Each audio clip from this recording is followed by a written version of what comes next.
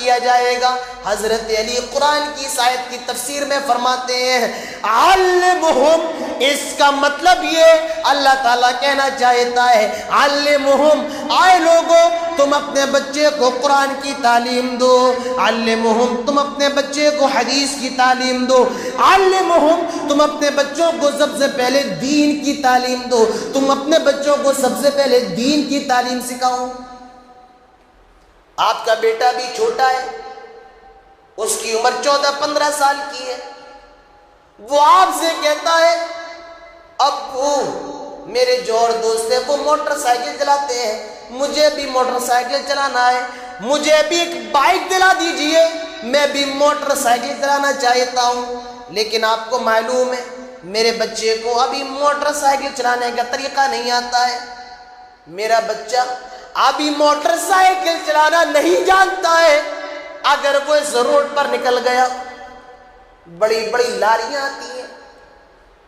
بڑی بڑی گاڑیاں چلتی ہیں، اور میرے بیٹے کو ابھی بائک چلانے کا طریقہ نہیں معلوم ہے، کہیں ایسا نہ ہو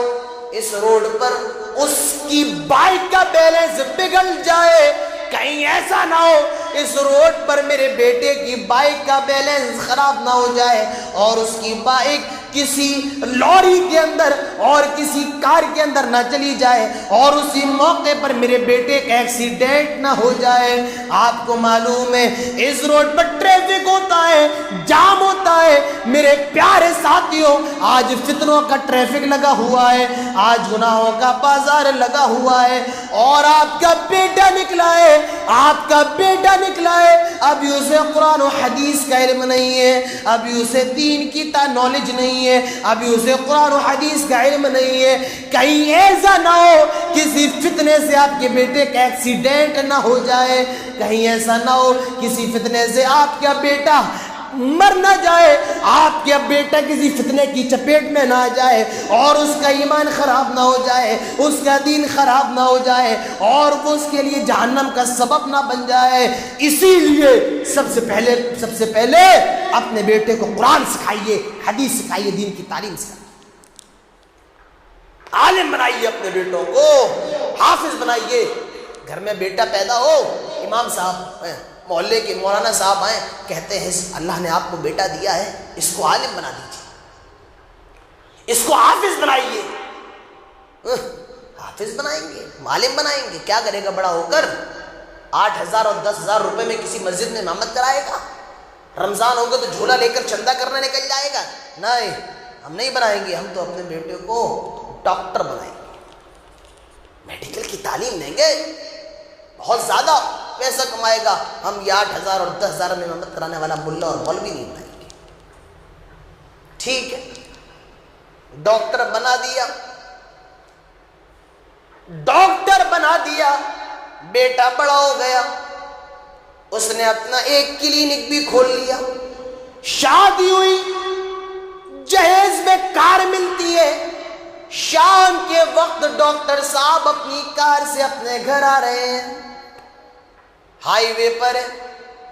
کار چلا کر اپنے گھر آ رہے ہیں، ان کی کار کا تھوڑا بیلنس بگڑ گیا، سامنے سے ایک بڑا سا ٹرک آ رہا تھا اور ڈاکٹر صاحب کی کار اس ٹرک میں گھس گئی اور اسی موقع پر اس ڈاکٹر کی موت ہو گئی، وہ ڈاکٹر مر جاتا ہے، دوسرے دن اس کا جنازہ رکھا ہوا ہے، اس ڈاکٹر کی میت رکھی ہوئی ہے، اور وہ بات جو کل یہ کہہ رہا تھا میں اپنے بیٹے کو 8,000 اور 10,000 والا عالم نہیں بناؤں گا، آج ذرا اس باپ سے سوال کرو، یہ بتا اس 1 لاکھ اور 2 لاکھ کمانے والے تیرے ڈاکٹر کا جنازہ پڑھانے کے لیے کون آئے گا؟ وہی 8,000 میں امامت کرانے والا عالم دین آئے گا۔ آج بتا تیرے 2 لاکھ اور 3 لاکھ کمانے والے ڈاکٹر کا جنازہ پڑھانے کے لیے کون آئے گا؟ وہی 5,000 میں امامت کرانے والا محلے کی مسجد کا عالم آئے گا۔ میرے پیارے ساتھیوں، اس میت میں بڑے بڑے ڈاکٹر موجود ہوں گے، بڑے بڑے رئیس موجود ہوں گے، ان سے کہو ذرا جنازے کی نماز پڑھا دو. نہیں بھائی امام تیرے بیٹے کی جنازے کی نماز پڑھائے گا. اللہ کے نبی فرماتے ہیں خیرکم من تعلم القرآن وعلمہ. لوگوں تم میں سب سے بہتر وہ آدمی نہیں ہے جو ڈاکٹر بن جائے, جو انجینئر بن جائے, جو اپنی بہت بڑی بڑی بلڈنگیں بنا لے, جو اپنے بہت بڑے بڑے کاروبار کر لے. خیرکم من تعلم القرآن وعلمہ. سب سے بہتر وہ آدمی ہے جو قرآن سیکھے اور قرآن سکھائے. سب سے بہتر کون سا آدمی ہے؟ جو قرآن کی تعلیم حاصل کرنے کے بعد لوگوں کو قرآن و حدیث کی تعلیم دے. وہ دنیا کا سب سے گریٹ آدمی ہے اور وہ اللہ کے نبی کی نظر میں دنیا کا سب سے بہترین